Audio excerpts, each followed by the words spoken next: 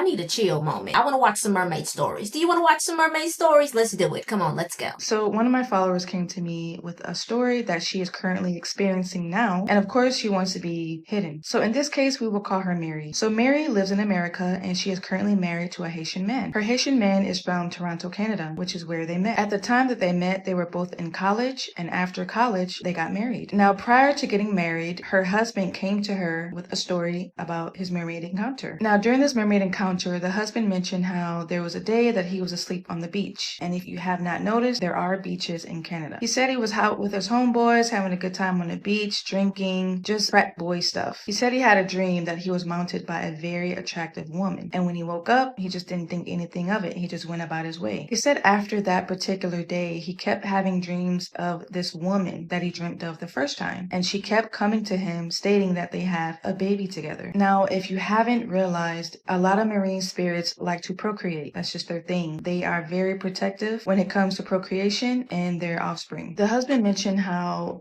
this marine spirit generated a bunch of wealth for him, like in ways that he doesn't even know how he got it. So of course he holds the connection between him and this marine spirit very, very close. Like he cherishes that. And he told the wife before they got married, if she wants to be with him, Mary has to allow the marine spirit to occupy her body. Now, remember I mentioned that the husband and the marine spirit has a baby together. And in order for that baby to be in the physical, the wife had to give birth to the baby. The wife mentioned how she was not ready for any of this. She claims that the marine spirit came to her in a dream on numerous occasions, trying to give a baby to her. And in that dream, she tells her no every single time. And apparently it's not going to stop until she accepts the baby in the dream. Because she loves her husband so dearly, she doesn't really know what to do. But there's a lot more to the story, so stick around for part 2. This is part 2 of a Haitian mermaid encounter.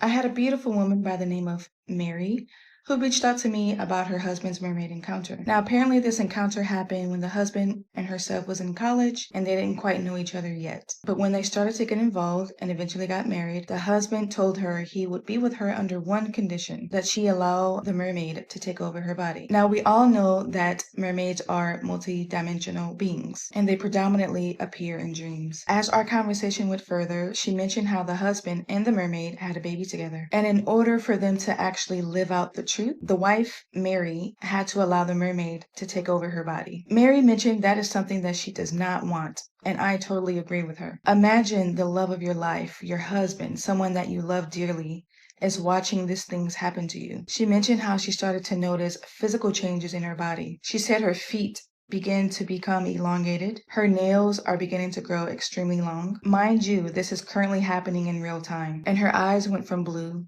to pitch black.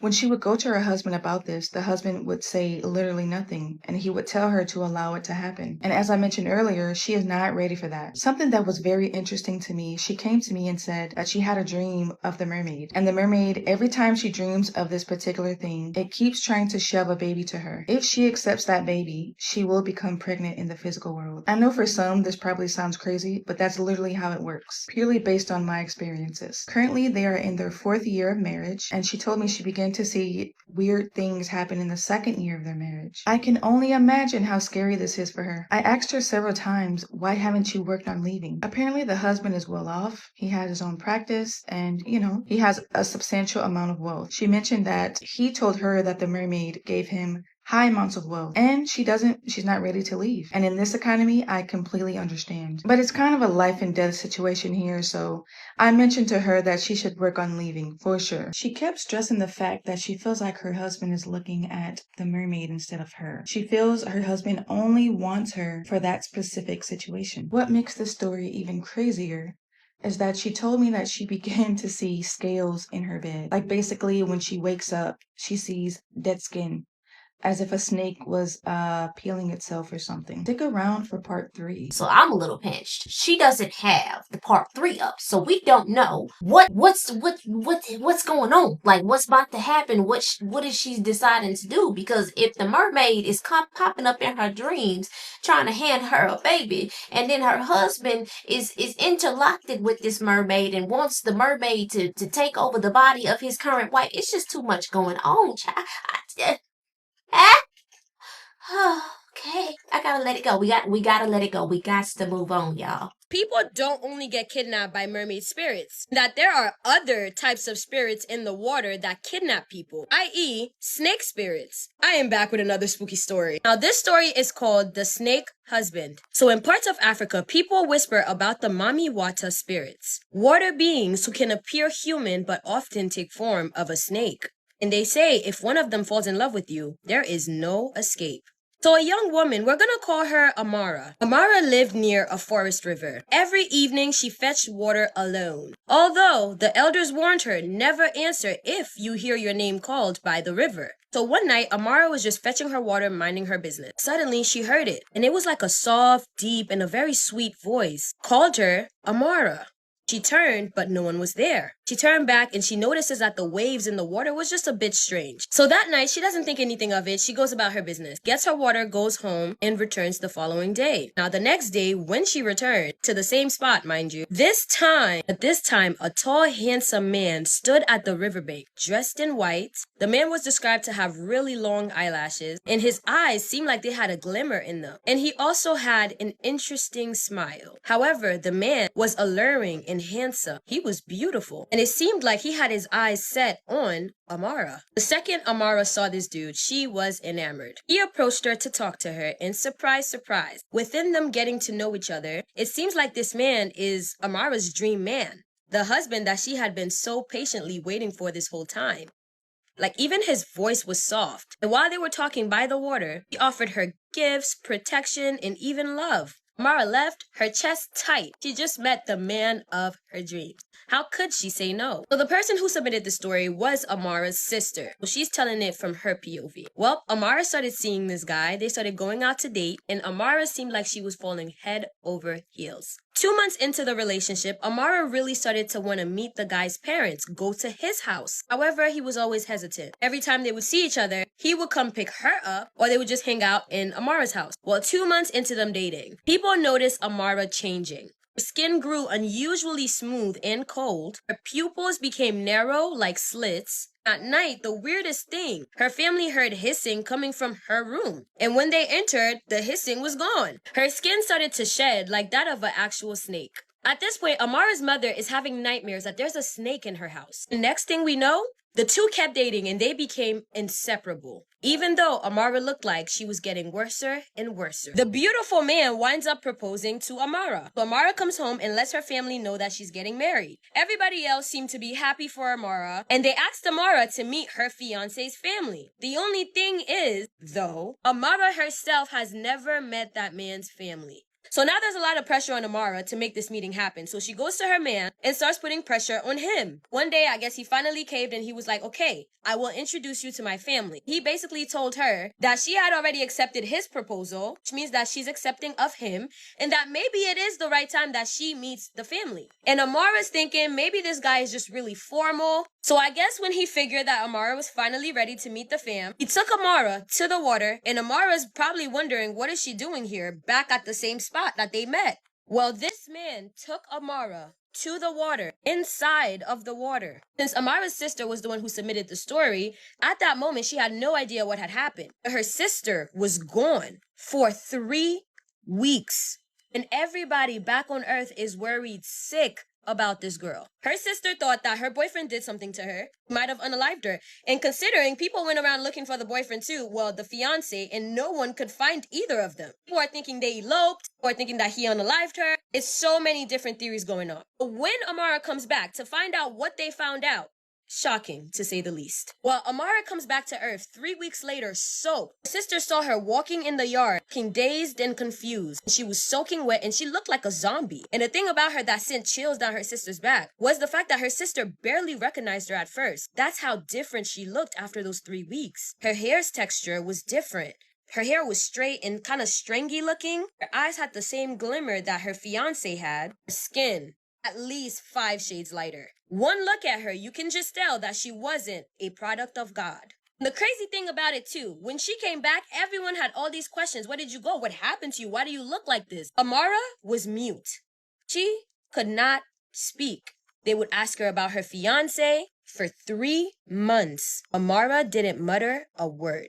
During those 3 months, he would constantly go missing and come back in the same state. People started keeping watch to make sure that she stays in her bedroom at night. They invited the neighborhood's priests and pastors to come and pray over this girl because nobody knew what was going on. And the entire neighborhood started coming together to pray for Amara. And after 9 months, Amara's skin started darkening up. She went completely bald, and slowly but surely, she started looking normal again. After 9 months, she started to speak. And when she spoke again, she talked about what she saw below and how it horrified her and shook her to her core.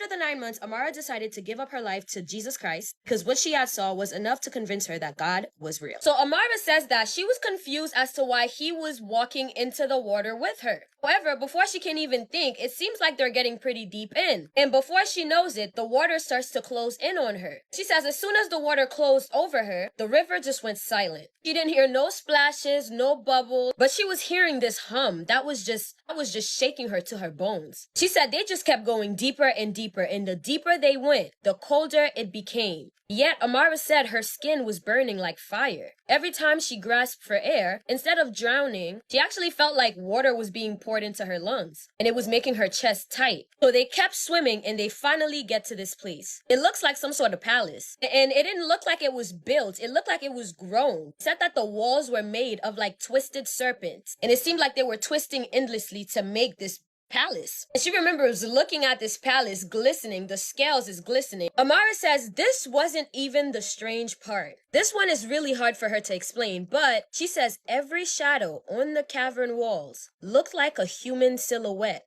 until she realized they were humans. And some of them looked like they were half swallowed into stones. They didn't move. Their eyes were still darting, still very much awake. The next thing too is nobody's face was ever the same. One moment they looked like beautiful men and women with black hair. Next they looked monstrous. It seemed like they were changing, morphing right in front of her. She said she first met the patriarch, which is the father serpent. His body is man-shaped from chest up. His lower half is massive. And his bottom half is like this twisted, curled up serpent's tail. The tongues were unusually long and slit, and Amara is looking into the serpent's eye. As Amara is looking into the serpent's eye, she feels this sense of familiarity. She looks back at her fiance, and she realizes they have the same eyes. That creature is his father.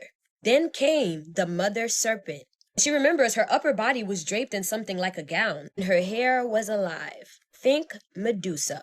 It was a swarm of thin, pale water snakes slithering and weaving into braids. They were all moving in unison. She says her teeth also were not human. They looked like long needles. And then there were some other little spirits that looked like siblings. Well, everyone gathered. This is when she witnessed a ritual. So they welcomed her by offering her a feast of drowned spirits.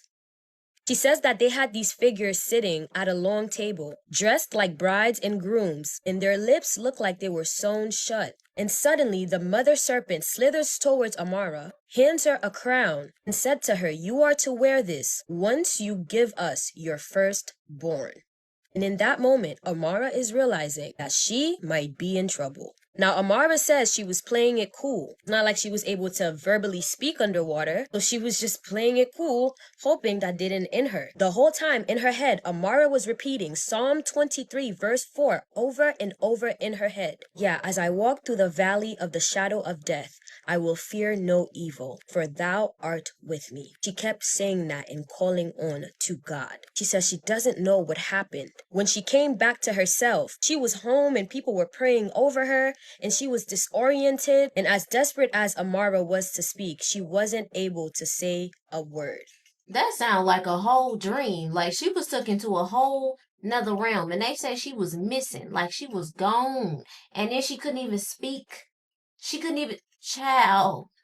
She was telling me how her brother used to always tell her stories about like encountering like literally these beautiful women, like literally swimming in the ocean, deep in the ocean. And then sometimes he would actually get mesmerized to a point where he would want to jump in the ocean to be with them. But like his consciousness was so strong that like he would, kind of like refuse the invite, knowing that he's married, he got multiple kids waiting for him, and then jumping into the ocean wouldn't be such a great idea. But he told my mom that like most of his friends, like the ones who actually passed away, would fall for these things, and most of them would like be like more like successful when it comes to fishing. They would be more like successful when it comes to like owning things, and their gardens always growing, and they all gone at such an early age except for him. He's still there. He's still there. He's going into his late 70s, and I just can't see for the reason, like, why would you go mess with some humans or tell them to come over? You want come over here? Come here. I'll give you some money. I'll give you some riches. I got combs. I got things I can give you, and just trying to lure them there. Like that doesn't. It it just doesn't. I don't know. It's like it's giving scary. It's giving like weird, and I know like it's always different sides to every being, every alien, every person. Like everybody is good people out here, is bad people out here, is good mermaids out here, is bad mermaids out here that will use things to their ability. For them to show up in the flesh, show up in the physical. Somebody in the comments said, let's be clear, there are no mermaids on this earth. What people think are mermaids are actually jinn, supernatural beings that can take many forms. As human beings, our natural home is on land, and the ocean is not our domain. It belongs to them. When people claim to have seen mermaids, there are always something that doesn't add up. For example, you might see a figure that looks like a man, but he has goat legs, or a beautiful woman from the waist up, but from the waist down, she's a fish. That's not normal. That's not human. Many of us were raised with wisdom. Never go into the ocean after dark. That's when these spirits can appear. Sometimes they try to lure you in by offering something tempting. That's what I was just talking about.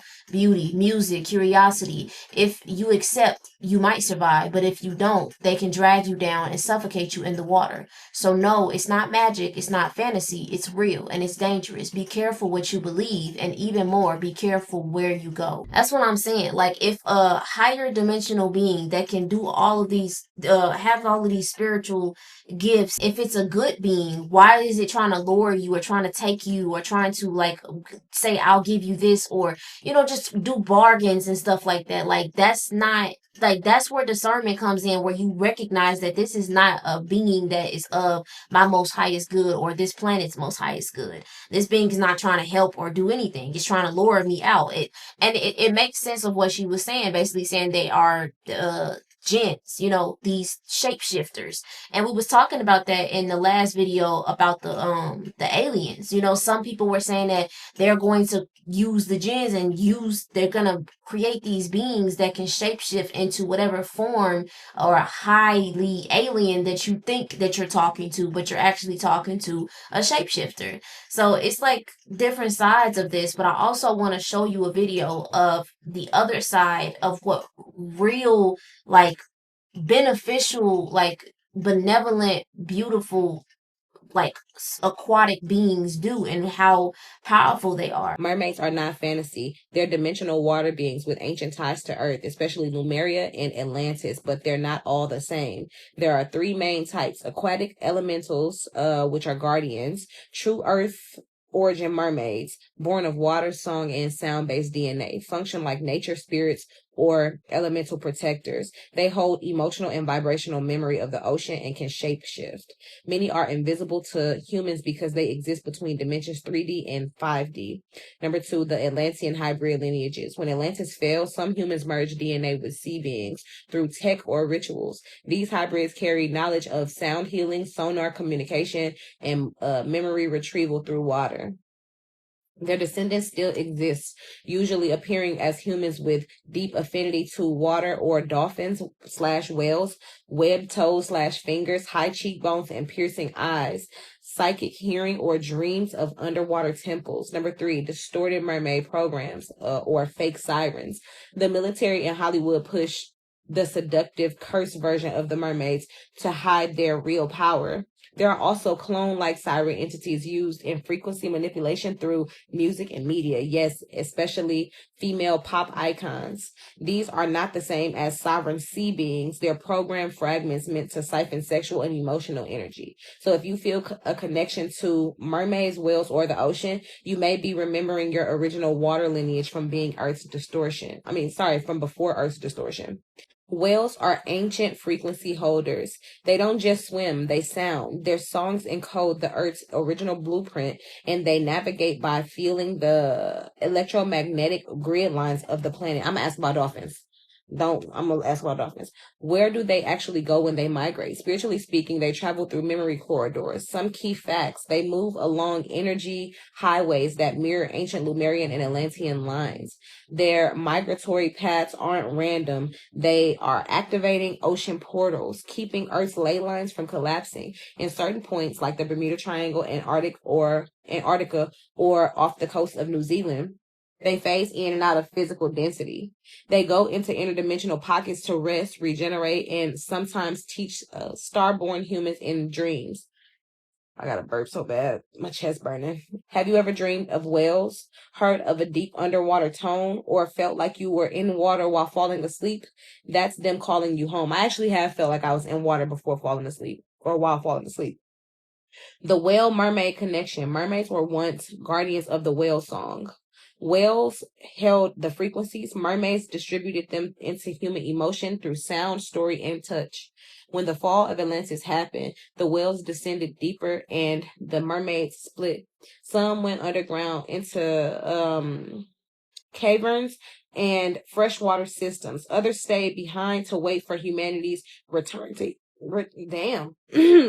That was freaky as hell. Others stayed behind to wait for humanity's return to emotional sovereignty. My voice just went out in the middle of me talking. That time is now. Final truth. You didn't hear whale songs as a child by accident. You didn't dream of mermaids or the ocean for fun. You were one of them, a song carrier, a bridge, a memory restorer. I'm actually going to ask about dolphins. What about dolphins? Question mark. Why are we not able to talk to them? Question mark. Like, why is it illegal? I don't know why I'd be putting punctuation, but okay. Yes, dolphins, the whistleblowers of the water.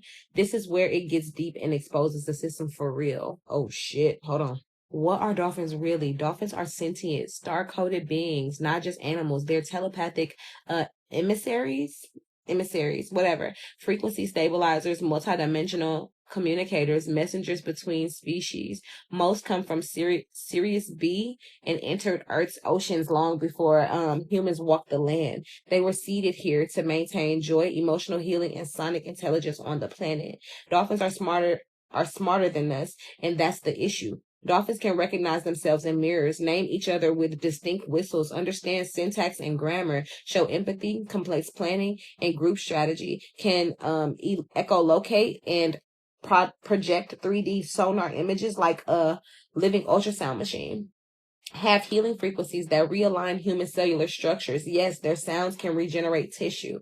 And that last part, that's why the system doesn't want you talking to them. Why is it illegal to talk to dolphins? Or why does it seem that way? It's not technically illegal to talk to dolphins, but any organized human dolphin communication programs are heavily suppressed, classified, or militarized. Here's what they've done. Classified dolphin communication research. I could have sworn I read on Google that it was illegal to talk to dolphins. I could have sworn. I'm gonna ask. In the 1960s, John C. Lilly created the Dolphin Communication Lab funded by NASA. Dolphins began learning English and responding in emotional tones. The government shut it down when it became clear the dolphins had conscious opinions about human behavior and rejected abuse or experimentation. Military dolphin programs. The Navy uses dolphins for underwater surveillance, mine detection, and delivery missions. That's crazy. Literally training them like soldiers. What? These dolphins are psychically bonded to their handlers and may die in captivity or become emotionally unstable due to trauma. Telepathic disclosure risk. Dolphins can sense intentions, read energy fields, and mirror back human emotion. If the public ever had a true psychic connection with dolphins, they began to remember Lemurian timelines, expose emotional programming, and decode the frequency taps in modern society. So now that you've seen that there is going to be, bad and good in every single space, it's about your discernment and your ability to recognize what is right, what feels right, what feels, what makes sense when it comes down to rising above third dimensional materialistic things. When you pay attention to the stories that you hear about what goes on, I want to make sure I try to find like some, more better, higher experiences when it comes down to aquatic encounters. I've had a lot of beautiful aquatic encounters. And it just makes me understand that it just makes me understand the discernment when it comes down to hearing these stories. Sometimes some of these stories are just encountering shapeshifters, jinns, people who are abusing or using our likeness or the mermaid's likeness to, create this demographic of the demonization of them. It's gonna be like that. It's gonna have the good and the bad. And you got to be able to read in between the lines of what makes sense in these stories that you're seeing out here. So yeah, I'm glad that y'all was able to sit with me. We learned some stories and understood some things. So I'm gonna see y'all on the next video. I love y'all so much. Thank you so much for watching this video and sitting here and spending some time with me. I will see y'all on the next one, and just enjoy your life and chill. Okay.